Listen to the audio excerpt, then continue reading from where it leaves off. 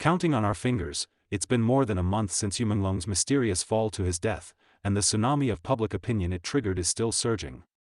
On the Chinese mainland, a rare wave of storming the tower by the whole populace has appeared. People are going head-to-head with the powerful and determined to lift Yu Menglong up. The more the CCP censors and suppresses, the more everyone looks for ways to break through, flooding the screens with bullet comments demanding that a case be officially opened. You could say Gen Z has really made people sit up and take notice. Don't miss the next drop, subscribe and enable the bell. Let's not talk gossip first, we need to look at the recoil. 1 month after the Yu Menglong incident, the storm hasn't calmed, it's accelerating.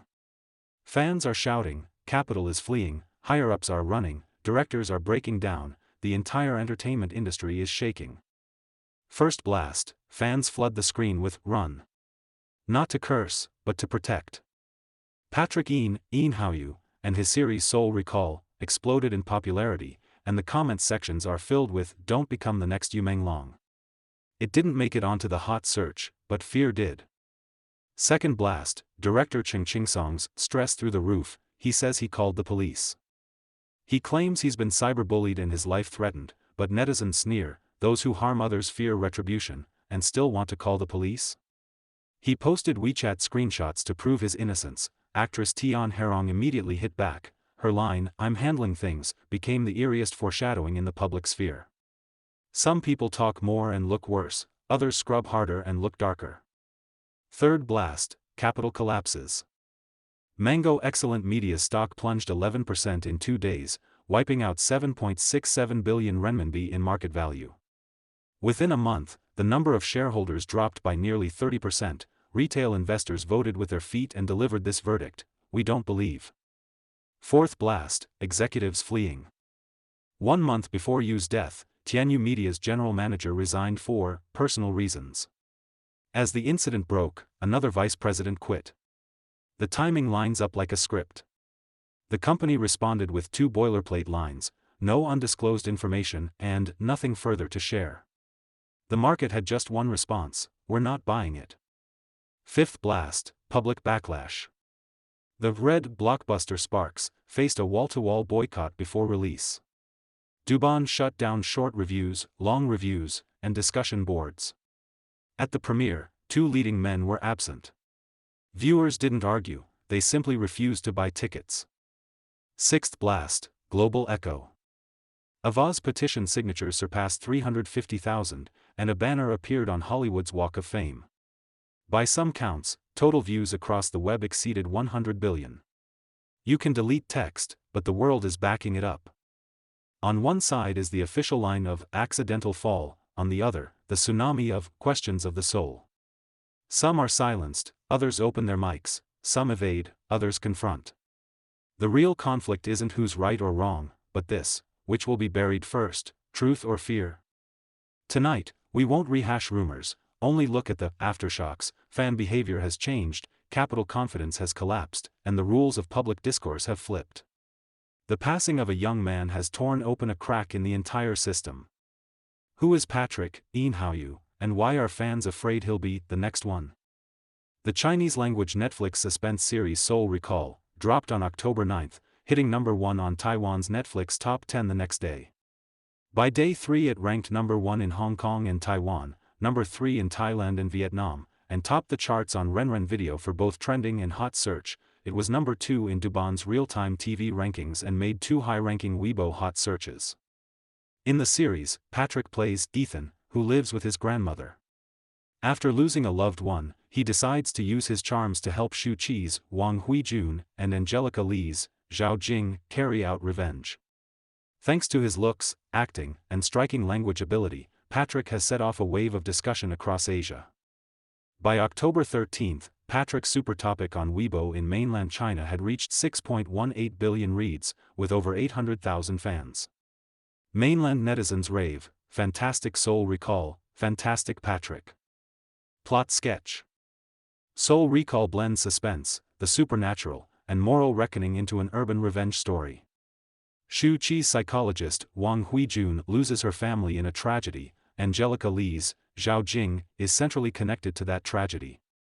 Years later their fates intertwine again, and a soul recall experiment spanning memory and death is set in motion. Science tries to call back the consciousness of the dead, collapsing the boundary between truth and illusion.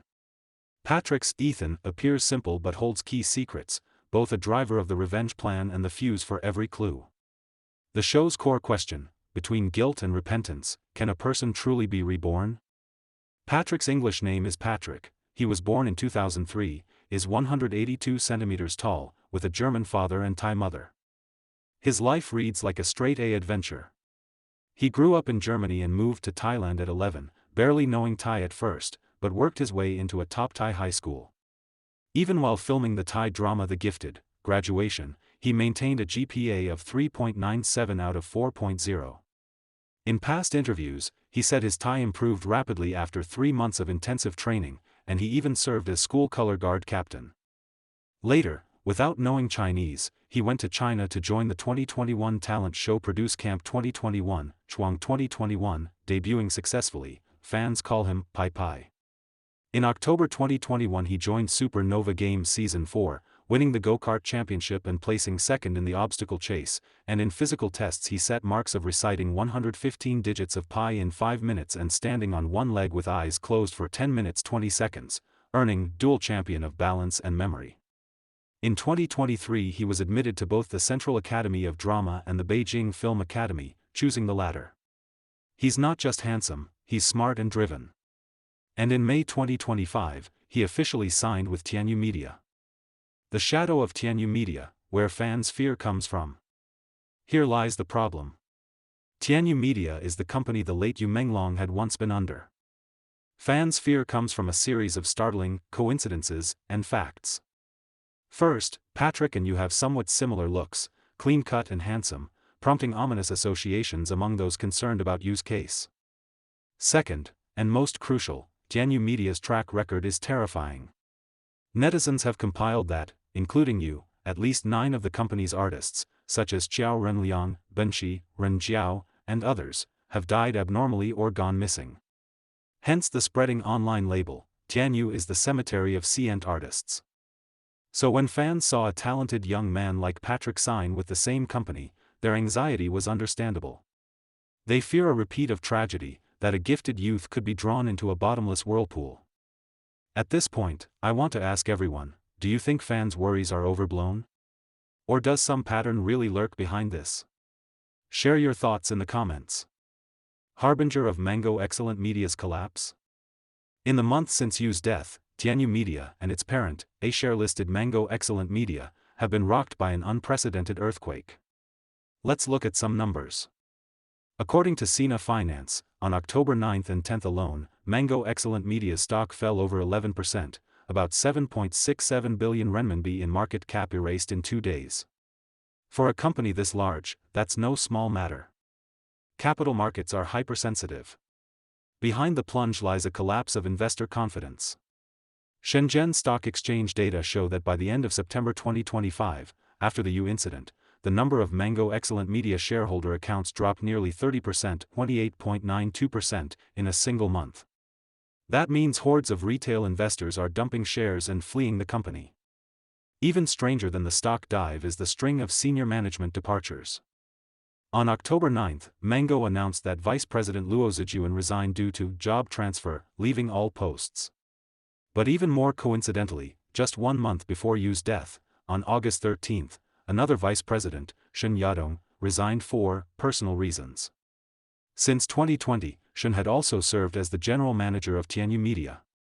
One resignation after, one exactly a month before, all too neat. No wonder the phrase, executives are running, went viral. Netizen comments were blunt, you reap what you sow, karma came fast, the higher-ups already bolted. And the company's response? A chilly, no undisclosed information, and nothing further to provide. It only poured oil on the fire. A chain reaction blaze, the collapse of the film Sparks. The fire sparked by Yu's case has spread from the capital market to an upcoming film. The movie Sparks, a puff piece, main melody, propaganda film, was slated for an October 16 release. In mainland China, such films are usually heavily promoted. But its situation has become awkward in the extreme. Why? Because one of its leads is the actress Tian Herong. In rumors swirling online about the Yu case, her name has repeatedly been linked to it. Although she and director Cheng Chingsong both issued statements denying they knew Yu, netizens clearly weren't buying it. The result, Sparks was boycotted across the entire internet before release. On Douban, short reviews, long reviews, and discussion forums were all shut down, an extremely rare move, obviously to prevent a flood of negative comments. Netizens declared, because of Tian Herong, I absolutely won't watch this movie, and even called for her to be labeled a tainted artist and for the film to be pulled. The boycott had immediate effect. With only 4 days to go before release, nationwide pre-sales totaled a mere 12,000 renminbi.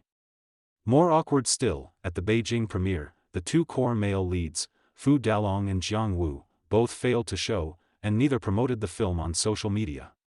During a promo window, that's almost unheard of, the atmosphere hit absolute zero. The blaze spread to other artists rumored to be connected. Actress Song Yiren was reportedly replaced in a new drama. Concerts by Jiao Maiqi and Fan Shiqi were cancelled. This is the power of public sentiment.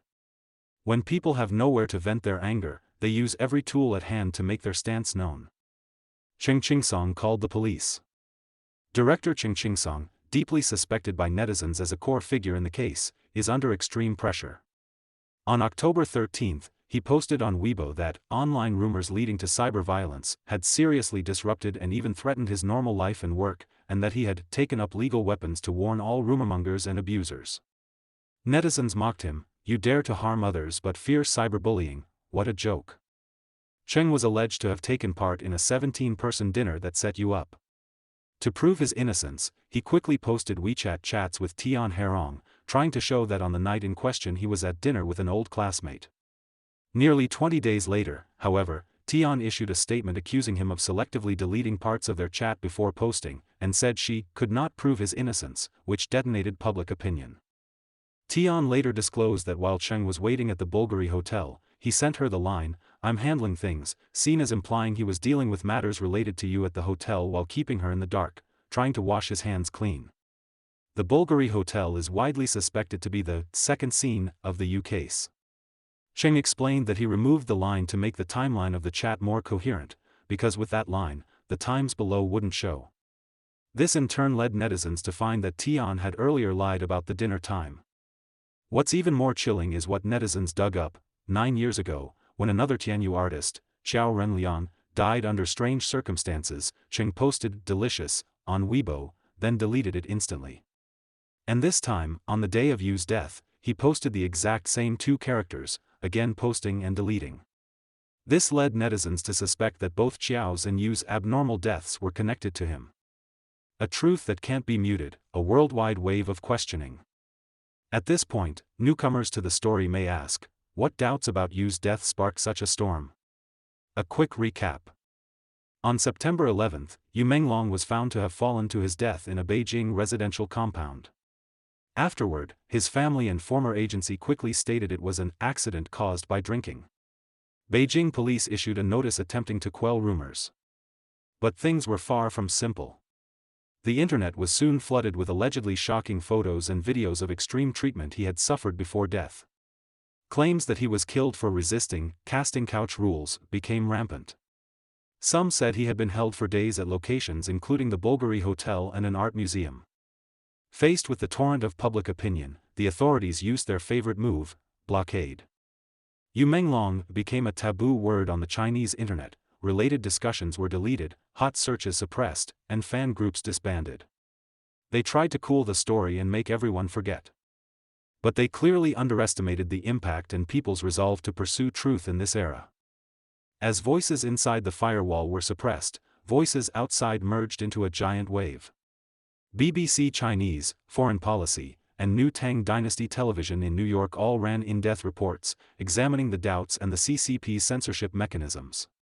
On the global petition platform of Oz, a "Justice for Yu Menglong" petition surpassed 350,000 signatures.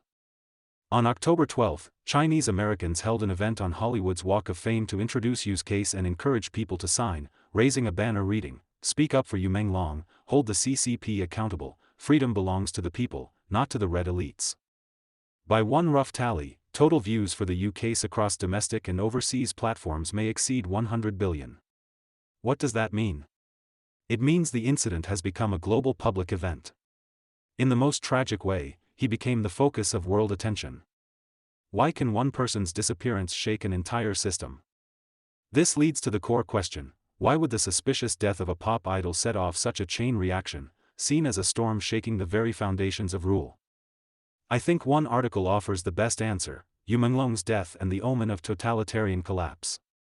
Its central thesis: what a totalitarian system fears most is not violence, but truth, and the doubt and empathy truth evokes. When a young life ends, people instinctively respond with sympathy and questions. But the authorities immediately impose blockades, deletions, and rumor-busting, labeling all doubts as defamation and public mourning as a destabilizing mass incident. Such overreaction exposes their weakness and fear.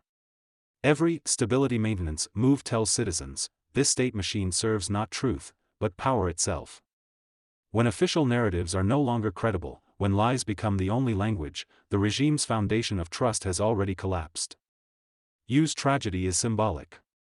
It symbolizes how, under such a system, youth can be suffocated, truth can be buried, and personal dignity can be trampled. People are angry for him, and grieving the freedoms and security they themselves have lost. Historically, many colossal empires crumbled over seemingly small things.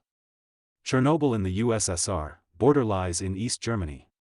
Each cover-up of truth digs the regime's own grave, because it lets people see the net woven of control, indifference, and deceit. So what we discuss today is far more than entertainment gossip. We see how one young life's passing triggered a listed company's stock avalanche and executive quake. We see how public anger made a carefully made propaganda film dead on arrival. We see that even under the tightest black box, the desire for truth can break the walls and gather into a global force. What awaits Tianyu Media and Mango Excellent Media? Can Patrick and other young artists in the company stay safe? Will the truth about Yu Menglong ever fully come to light? We don't have answers yet. But one thing is certain: as long as people keep asking, remembering, and speaking up, this won't end. That seemingly solid wall has already been ripped open. Truth may be late, but it never fails to arrive. Alright, that's today's program. If you agree with my views, please be sure to like and share this video so more people can follow the developments. And feel free to discuss rationally in the comments. Every interaction you make helps the truth spread a little further.